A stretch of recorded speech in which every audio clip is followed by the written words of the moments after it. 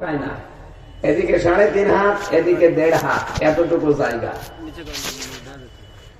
আজকে আপনারা কারেন্টের শর্ট দেয় যে চেয়ারে বসে, সেটা দেখতে পাচ্ছেন।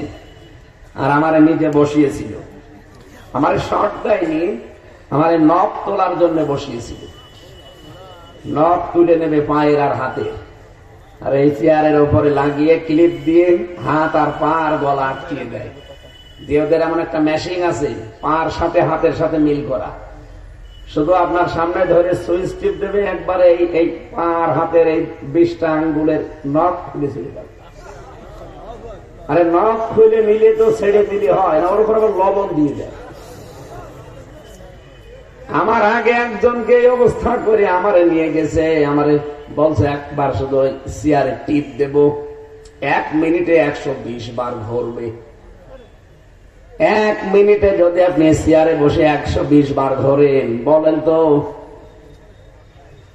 আপনি মনে হবে 1 মিনিট পরে 3-4টি দুনিয়া দেখতে পাচ্ছেন।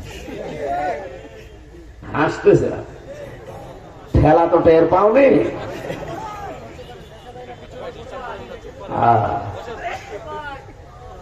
আমার শুনতেই বলেন তো কেমন লাগছে, আর আমি নিজে ফেস করে আসলাম। আমার এখন মাঝে মাঝে অতীতের ওই কথাগুলো মনে হলে ডর লাগে, আল্লাহ এইটা আমার উপরও গিয়েছে। আমার মাথার চুল থেকে পা পর্যন্ত এমন কোন জায়গা নেই জালেমরা টর্চার করে নাই, চুলও বাদ দেয় নাই। মাজার উপরে দড়ি লাগিয়ে ওরা 11 ঘন্টা এভাবে টাঙিয়ে রেখেছিল।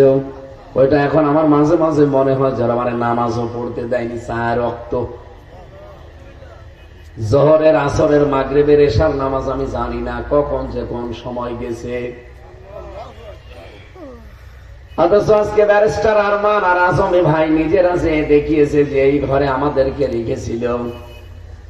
ঘরের ভেতরে আপনারা দৃশ্য দেখেছেন যে ওখানে চেন দিয়ে পায়ের সাথে আটকানোর ব্যবস্থা করা।